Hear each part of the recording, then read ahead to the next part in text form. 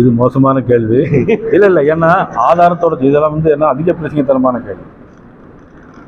திமுக வெற்றி பெறதுக்கு நான் எப்படி உதவ முடியும்? நான் எப்படி ஜெயிச்சேன்? அப்போ இது அதிக பிரச்சனைத்தனம், தேவையில்லாத கேள்வி.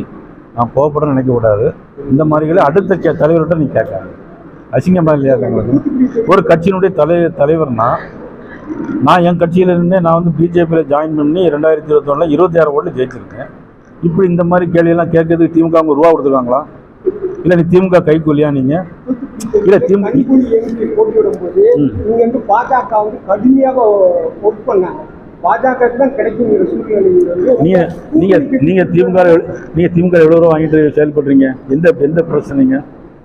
இல்லை உங்க பேர் என்னது? இல்லை நீ கண்டிப்பா நீங்க திமுக ரூபா வாங்குறீங்க. லைவ்ல போயிட்டு இருக்கா இல்லையா? நீங்க கண்டிப்பா திமுகவுடைய கைக்கூலி, அதுல சந்தேகம் இல்லை. ஒரு கருங்காலி, நீங்க சந்தேகம்